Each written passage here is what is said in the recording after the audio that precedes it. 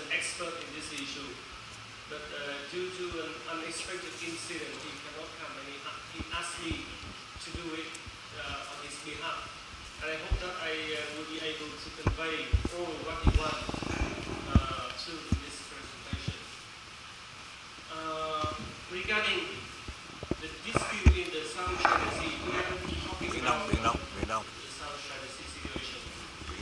Regarding the dispute in the South China Sea, there are a lot of dimensions. There are three biggest ones.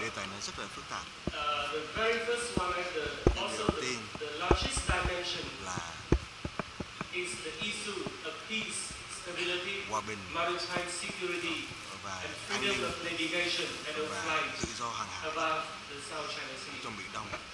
The second biggest sea lane in the world. Through this lane, you know that about half of the world's merchant shipping tonnage, including half of its liquefied natural gas and a third of its crude oil, pass every year from the Middle East, Africa, Australia, and Europe to China, Japan, South Korea, and elsewhere in this region.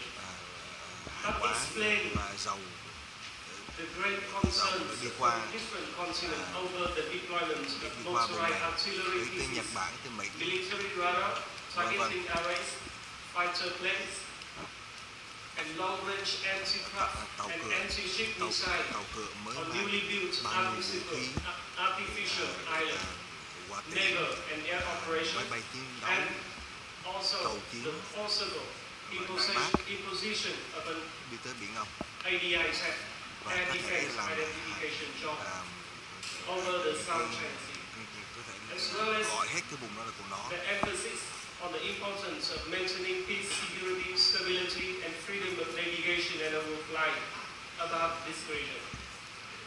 Also, the need for peaceful resolution of dispute in accordance with the principle of international law, as reflected in the United Nations Convention on the Law of the Sea,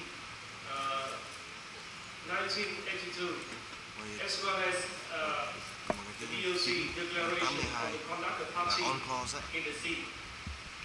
And with full respect for legal and diplomatic processes. The second issue relates to sovereignty and jurisdictional dispute over island and waters in the South China Sea. At stake here are the interests of two or more claimants, namely Vietnam, the Philippines, Malaysia, Brunei, China, etc. More countries.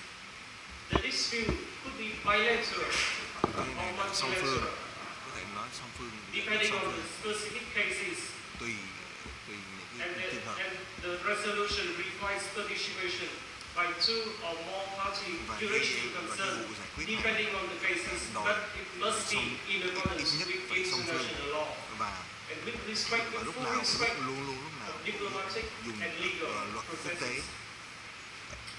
The third dimension is what I want to focus on today, which concerns secure livelihood for fishermen, sustainable fishery development, and especially the conservation of natural resources in the South China Sea. The South China Sea is a highly biodiverse marine area with huge living and non-living reserves, holding 1/3 of the entire world's marine biodiversity. It caters for thousands of species of fish and hundreds of species of reef coral, around which much of the fish make their homes. One of the world's major fishing areas, the South China Sea, accounts for nearly 10% of the fish caught globally. Of the 8 Southeast Asian nations bordering it, những cái con cá ở trong thế giới bị bắt là bắt ở trong Biển Đông.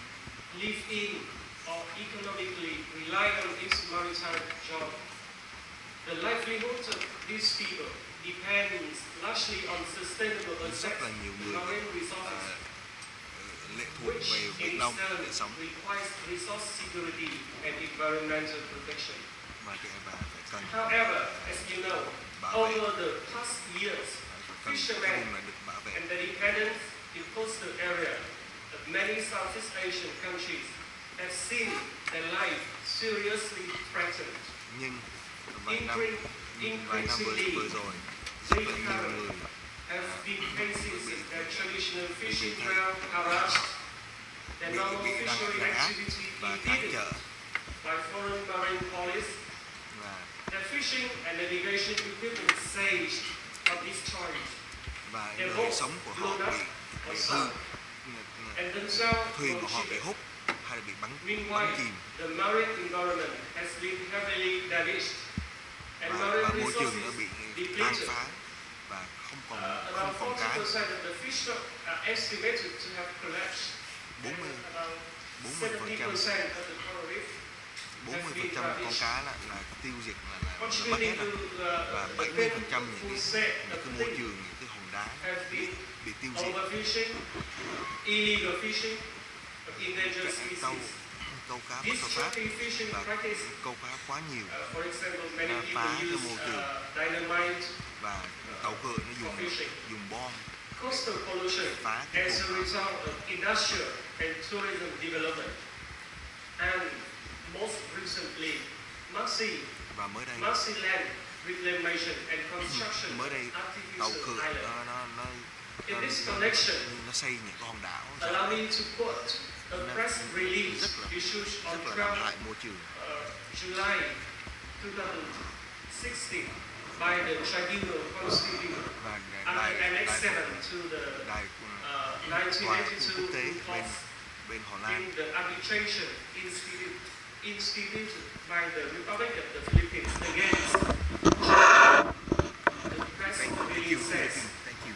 the tribunal considered the effect on the marine environment of China's recent large-scale and reclamation and construction of artificial islands and 7 feature in the Spratly Islands, and found that China had caused severe harm to the coral reef environment and violated its obligation to Tòa tổng preserve tài and protect mới nói là tàu là vi phạm to preserve and protect fragile ecosystem and the phá habitat môi trường of depleted, threatened, of endangered species. The tribunal also found that Chinese authorities were aware that Chinese fishermen have harvested endangered sea turtle, coral, and giant clams quân đội tàu on a biết substantial rằng scale in the South China Sea, người dân của nó using methods dùng that inflict severe damage on the bắt cá, coral reef environment, bá lậu, bắt các những and cái have và not bắt những cái fulfilled the con rùa, obligation to stop such activity.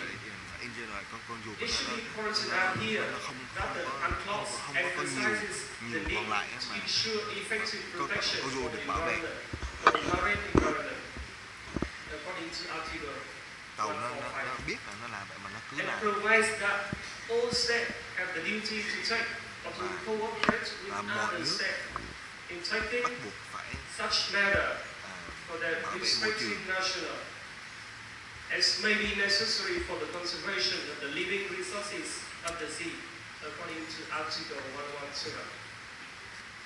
It is also relevant to note that in the Declaration on the Conduct of Party in the South China Sea, DOC, signed by the 10 ASEAN member states and China in 2002, the signatories were committed to explore or undertake cooperative activity for marine environmental protection.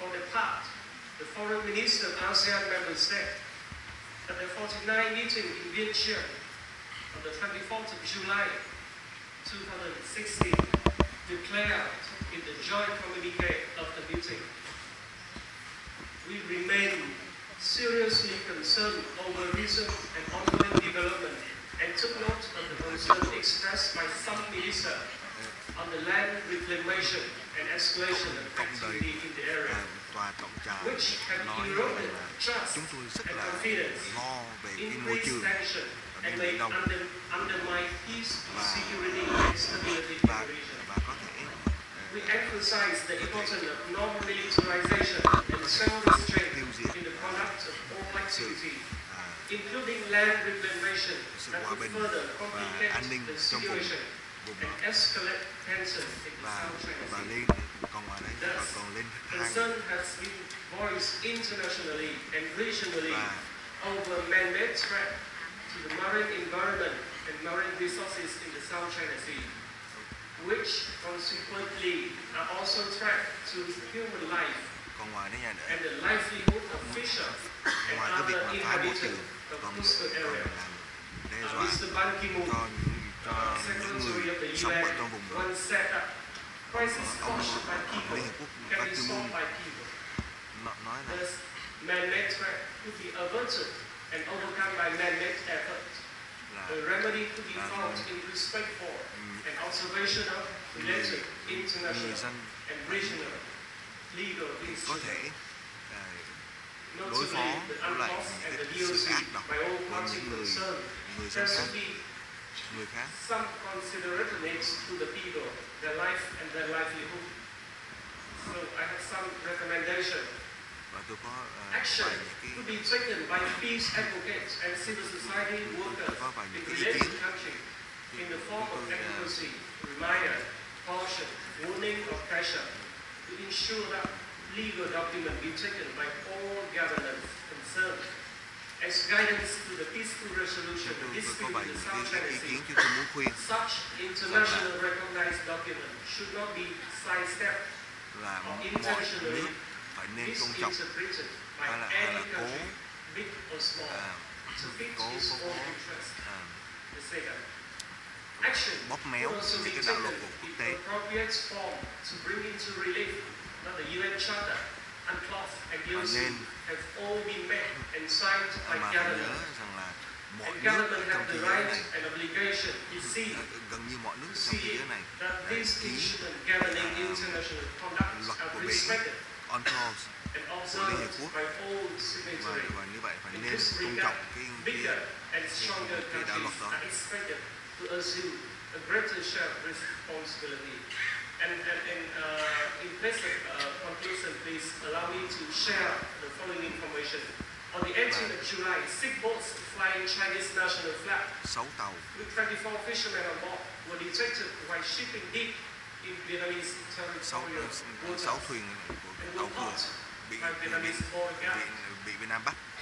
But no poacher was maltreated. No equipment was shaped or destroyed. Only a warning sign was given. Mà And all Việt Nam children and their vessel were driven out of Vietnamese không có waters. phá thuyền của tàu. Perhaps this measure, taken much self-restraint by the Vietnamese Và Việt Nam authority, was not strong dùng enough. But I dùng myself cái phương personally pháp rất là nhẹ. vote for it because we do not only think about the fisher, we also think about their wife, their children, and their relatives Bởi back vì home chúng waiting for người the Việt Nam result safe lúc and nào sound. cũng Thank you nghĩ very về much. cái an ninh của những người tàu, vợ con. Thank you, Mr. bên Kwong, tàu for presenting a rather comprehensive tiêu diệt tàu. geopolitical perspective of the issue of the South China Sea, and focusing on 3 dimensions of your presentation. And I note 2 of the 3, which is a new frame, which is the issue of maritime border and territorial disputes of the sea, is a peace and stability issue, as well as an environmental issue. So this is something that was, I think, good 2 points to ponder and to consider. And thank you also for the recommendations that you provided. So, ladies and gentlemen, we now are going to open up with an interaction. But before that, can I ask all of you to stand up? Stand up. Including the, just stand up, please. Stand up. And you all raise your 2 hands and try to reach for the ceiling. Try to reach for the ceiling. No, right. Stretch. And reach to the right. Left. Shake your arms. And turn to your right. And if the person on your right. If your culture allows you to touch the person in front of you, please massage his or her shoulder. Bóp lưng. If your culture does not allow you to touch yourself, massage them. Okay? This is free massage. Care of APF, ACSC. Yeah, okay. Turn to your left. Quay tay trái. To your left. Bóp lưng. Okay. You can do that for the next 30 minutes. No more open forum. Okay.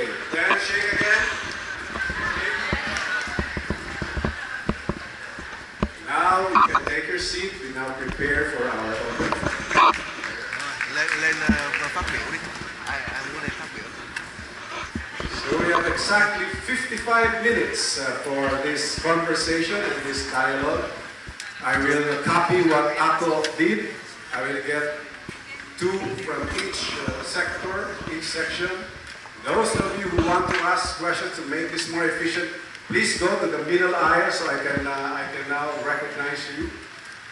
Please go to the middle aisle. Whoever, first come, first serve.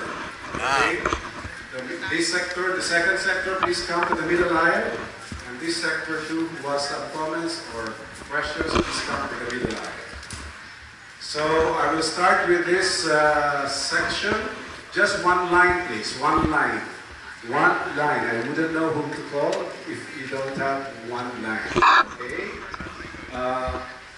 We will call the first two from this sector. So, sir, please use the microphone in the first row.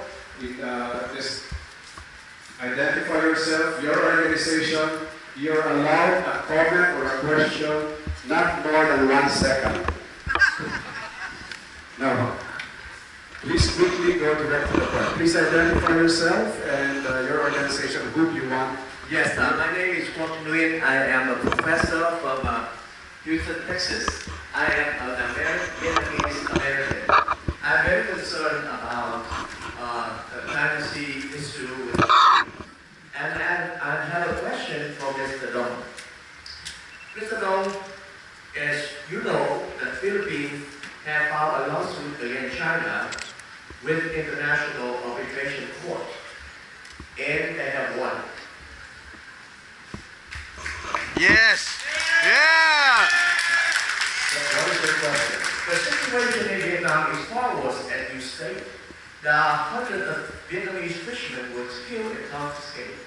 China also violate environmental issue with Vietnam. My question to you, I have 2 questions. You come here and ask for the support of Asian community to help Vietnam in this dispute. My question is, why do you have to ask for people help when inside our country, many people, many Vietnamese people protest. They try to organize a protest against China. And they were stopped by the Vietnamese government. They were imprisoned and harassed by them. That's my first question. My second question is, when will Vietnamese government follow Philippines step in suing China? Yeah! Yeah! Thank you. Thank you for those very clear questions and pointed ones. Our second questioner, please.